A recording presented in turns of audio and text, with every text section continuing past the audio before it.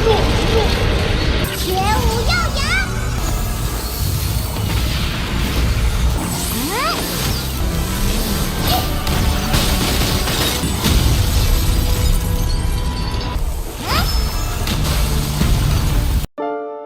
Di episode sebelumnya diperlihatkan aliansi yang terdiri dari Sekte Tubuh, Akademi Shrek serta Kekaisaran Starluo menyerang Kekaisaran Sun Moon dengan tujuan untuk membunuh Su Tianran.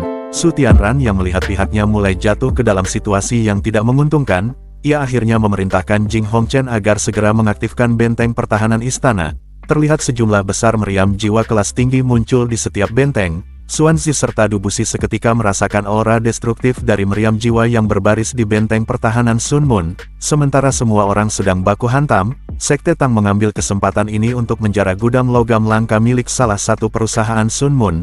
Dengan bantuan avatar spiritual Yu Hao, Wang Qiwer bersama Wang Donger serta Xiao Xiao dapat dengan mudah menemukan di mana lokasi logam langka disembunyikan. Terlihat ada total 3 gudang yang dipenuhi dengan logam langka. Yu Hao memerintahkan Xiao Xiao agar ia mengambil sebanyak mungkin logam langka yang sangat berharga ini. Sementara Yu Hao menggunakan avatar spiritualnya untuk membimbing rekan-rekannya menjarah logam langka. Terlihat tubuh utama Yu Hao sedang mengikuti turnamen rekayasa alat jiwa. Setelah 6 jam berlalu, Yu Hao akhirnya berhasil membuat alat jiwa berbentuk robot. Lanjut cerita, setelah He Caito berhasil membunuh lawannya, ia akhirnya dinyatakan lolos ke babak selanjutnya. Putaran kedua segera dimulai di mana terlihat Huo Yu Hao menggunakan alat jiwa berbentuk robotnya melawan seorang gadis cantik perwakilan dari aliansi Kamen bernama Lan Ruaruo. Ketika wasit memulai baku hantam, Lan Ruaruo melayang di udara dan berputar mengelilingi Yu Hao. Terlihat sebuah belati di tangan kanannya sementara cincin jiwanya mulai bersinar. Belati di tangan Ruaruo berubah menjadi pedang ungu gelap sebelum pada akhirnya menusuk ke arah kepala Huo Yu Hao. Lan Ruaruo sangat percaya diri dengan serangannya, bahkan seorang guru jiwa sekalipun tidak akan mungkin dapat menghindari serangan Ruaruo. Belati Ruaruo mengandung unsur kegelapan yang dapat menghancurkan jiwa seseorang. Dikatakan bahwa belati ini dapat merusak semua jenis logam. Mata Huo Yu Hao bersinar terang ketika dia bergerak. Ketika belati Ruaruo akan menusuk bagian belakang kepala Yu Hao, 8 garis cahaya bersinar dari tubuh Yu Hao. Pada saat berikutnya sebuah tinju seketika menghantam tubuh Lan Ruaruo hingga ia terhempas ke tanah. Pertarungan kedua akhirnya selesai. Semua orang yang menyaksikan pertarungan dibuat tak percaya kalau Yu Hao dapat menyelesaikan pertarungan dengan intens. Pertarungan ketiga antara wanita berbaju kuning dari aliansi Kamen melawan insinyur jiwa dari Kamar Dagang Alto. Ketika wasit memulai baku hantam, wanita berbaju kuning menggunakan pedang panjangnya dan berhasil menang setelah mengalahkan perwakilan dari Kamar Dagang Alto. Pertandingan terakhir di babak grand final antara Huang Zheng dan seorang wanita berbaju merah dari aliansi Kamen. Huang Zheng yang selalu tampak tenang akhirnya menunjukkan kekejamannya dalam pertandingan ini.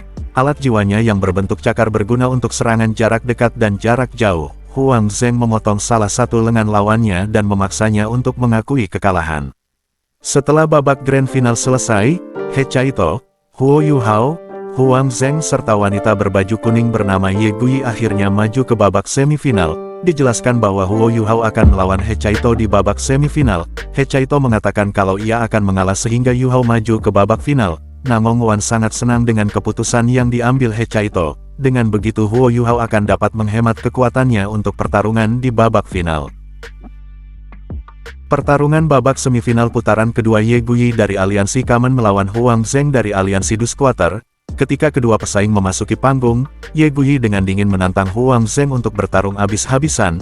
Ye Gui mengatakan jika Huang Zheng memang seorang pria, ia akan bertarung sampai akhir dan tidak mengakui kekalahan. Ketika wasit memulai baku hantam, pertempuran akhirnya pecah. Pedang panjang muncul di tangan Ye Gui memancarkan cahaya keemasan. Pada saat berikutnya Ye Gui melesat ke arah Huang Zheng yang sudah bersiap dengan cakarnya. Bentrokan terjadi dan sebuah pedang membentuk garis-garis cahaya yang tak terhitung jumlahnya menusuk ke arah Huang Zheng. Huang Zheng mengukurkan cakarnya dan sebuah perisai memblokir pedang Ye Gui. Pada saat yang sama cincin jiwa ketiga Huang Zheng dirilis. Cahaya keunguan yang dipancarkan dari cincin jiwa ketiga Huang Zheng memancarkan aura menyeramkan. Matanya berubah menjadi merah darah dan lapisan cahaya hitam keunguan menyebar di sekelilingnya. Dikatakan bahwa Huang Zheng merupakan salah satu anggota Sekte Roh Kudus dengan jiwa bela diri hamba jahat. Jiwa bela diri hamba jahat tidak dianggap sangat kuat di antara penguasa jiwa jahat. Menurut Gereja Roh Kudus, jiwa bela diri seperti itu datang dari roh pembalasan setelah manusia meninggal. ketika roh pembalasan terkontaminasi dengan ki jahat langit dan bumi, itu akan menjadi keberadaan yang sangat istimewa. Huang Zheng melepaskan keterampilan jiwa tipe domain yang akan sangat mempengaruhi visi lawannya. Senyum dingin muncul di wajahnya dan cincin jiwa kelimanya juga dirilis. Cincin jiwa hitam 10.000 tahun menyebabkan Ye Guyi merasakan perasaan yang aneh seolah-olah rohnya akan lepas dari tubuhnya. Huang Zheng melesat dan muncul di belakang Ye Guyi. Sebuah cakar yang diselimuti dengan aura gelap menerjang punggung Ye Guyi. Namun sebelum cakar Huang Zheng menghantam Ye Guyi dengan cepat mengangkat pedangnya dan memblokir serangan Huang Zheng dengan pedangnya. Pada saat berikutnya cahaya keemasan di pedang Ye Guyi mulai bersinar menyebabkan kabut hitam keunguan yang menyelimuti panggung menghilang. Ye Guyi mengungkapkan senyum dingin di wajahnya dan dua sayap putih muncul di punggungnya. Terlihat bahwa jiwa bela diri Ye Guyi adalah malaikat suci. Dijelaskan bahwa malaikat suci membawa elemen cahaya yang efektif untuk membunuh master jiwa jahat. Oleh karena itu para penguasa jiwa jahat sangat takut dengan master jiwa tipe elemen cahaya.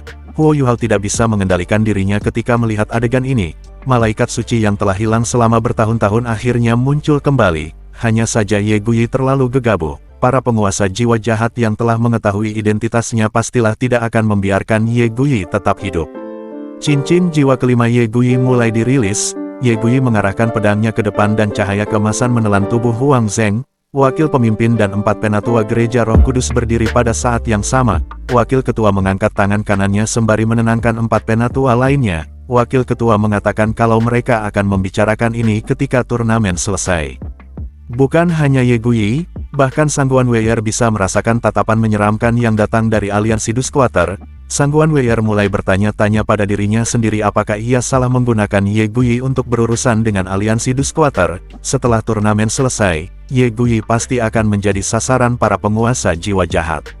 Ye Yulin memasang ekspresi muram di wajahnya sementara ia bergumam dalam hatinya mengatakan kalau Ye Guyi terlalu ceroboh karena telah mengungkapkan elemen sucinya di depan penguasa jiwa jahat. Meskipun para penguasa jiwa jahat takut terhadap elemen suci, namun Ye Guyi masihlah terlalu dini untuk bisa berurusan dengan mereka.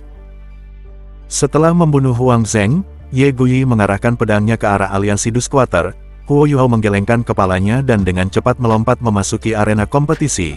Ye Guyi mendengus sembari mengatakan kalau ia pasti akan membunuh para penguasa jiwa jahat. Setelah membunuh Huang Zheng, budidaya Ye Guyi telah meningkat secara signifikan. Kekuatan jiwanya yang sebelumnya terkuras habis kini telah diisi kembali. Turnamen rekayasa jiwa kini telah memasuki babak final.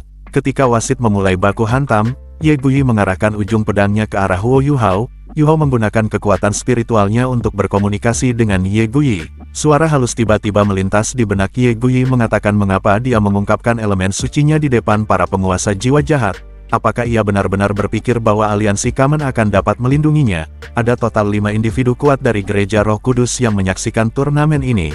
Mereka semua setidaknya adalah titel Dou Luo dan salah satunya bahkan Dou Luo Transcendent.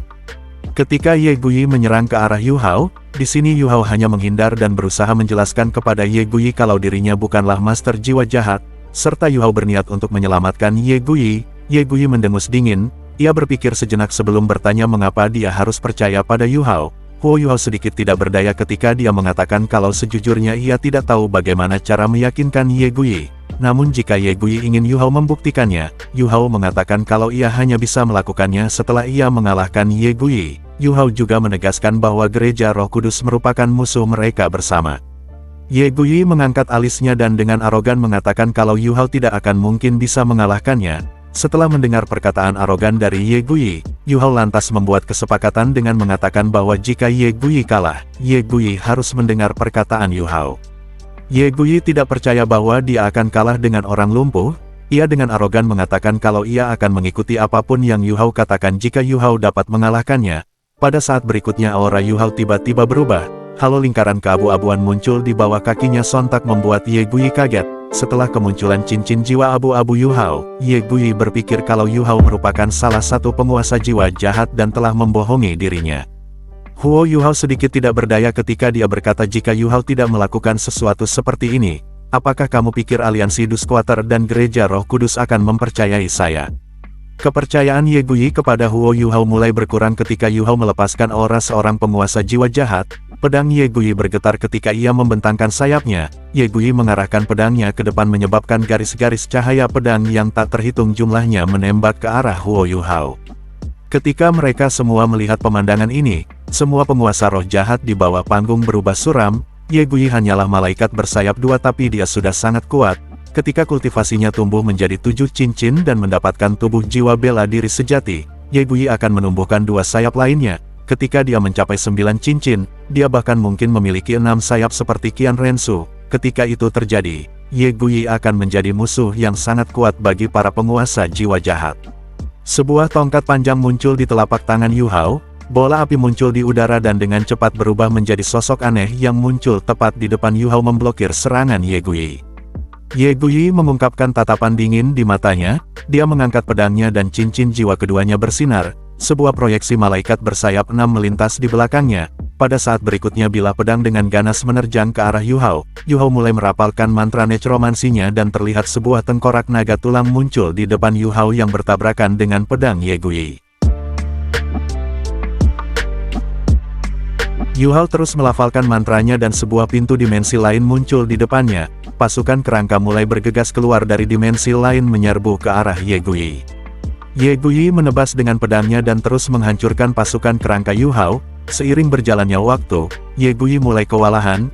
Ia mengangkat pedangnya dan cincin jiwa keempatnya bersinar. Lapisan cahaya suci menyebar dari tubuhnya membuat setiap kerangka di sekitarnya hancur. Sementara Ye Gui melepaskan serangan pembunuhnya, ekspresinya mulai suram ketika ia melihat sekelompok kesatria berkuda keluar dari pintu spektral.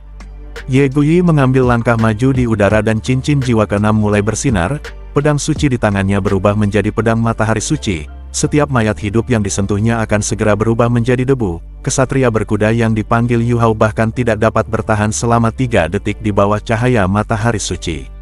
Singkat cerita, pertarungan terus berlanjut. Setelah menggunakan keterampilan jiwa keenamnya, kekuatan jiwa Ye Gui mulai habis. Yu Hao sekali lagi merapalkan mantra necromannya dan sebuah rantai yang tak terhitung jumlahnya melesat mengikat tubuh Ye Gui. Ye Gui yang terikat rantai seketika tidak dapat bergerak. Pada saat berikutnya semua rantai ditarik ke belakang menyeret tubuh Ye Gui ke pintu spektral.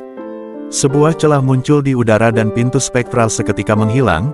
Di tengah cahaya yang berkedip-kedip, sosok logam setinggi 2 meter sekali lagi muncul di panggung arena. Huo Yuhao yang mewakili aliansi Duskwater akhirnya memenangkan turnamen rekayasa jiwa. Ye Yulin mendarat di panggung turnamen dan menatap Yu Hao dengan tatapan rumit di matanya. Pada saat berikutnya wakil pendiri bersama 4 tetua gereja Roh Kudus bergegas menghampiri Yu Hao. Wakil pendiri tersenyum samar sembari mengatakan kalau ada beberapa hal yang ingin ia diskusikan dengan Yu Hao. Setelah memperhatikan pertarungan Yu Hao, wakil pendiri berpendapat kalau Yu Hao seperti master jiwa jahat. Cahaya biru keabu-abuan membentang membentuk burung phoenix di belakang punggung wakil pendiri. Aura jahat yang menakutkan membuat Hecaito serta Yu Hao merasa seluruh tubuh mereka menjadi dingin dan kaku ketika mereka merasakan aura yang terpancar dari tubuh wakil pendiri. Meskipun wakil pendiri tidak tahu apa jiwa bela diri Yu Hao, namun wakil pendiri mengatakan kalau dia dan Yu Hao sama-sama master jiwa jahat. Oleh karena itu wakil pendiri gereja Roh Kudus berniat mengajak Yu Hao bergabung dengannya. Wakil pendiri mengatakan kalau Yu Hao adalah putra suci yang telah dicari oleh gereja Roh Kudus selama ini. Selama Yu Hao bergabung, Yu Hao akan mendapatkan apapun yang ia inginkan. Sebelum Yu Hao memberikan jawabannya, wakil pendiri tiba-tiba berbalik ke arah kota seolah-olah dia merasakan sesuatu. Ia melonjak ke langit dan menatap kota Radiant City dari kejauhan. Terlihat sebuah ledakan besar terjadi di salah satu sudut Radiant City.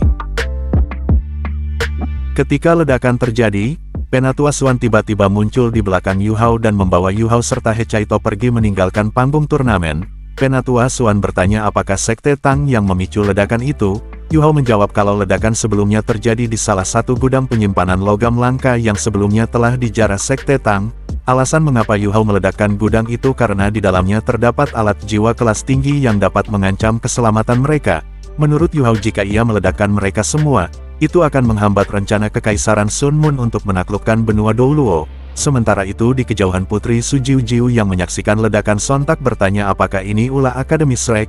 Dubusi mengatakan jika itu memang benar ulah Shrek, maka itu layak dipuji. Dubusi bahkan tidak menyangka Akademi Shrek akan melakukan hal seperti ini. Di sisi lain terlihat Zhu Zi dan Su Tianran mengungkapkan tatapan suram ketika melihat segala sesuatu di sekitar mereka telah hancur. Sesaat kemudian bayangan hitam disertai aura kematian muncul ketika para penguasa roh jahat muncul di langit.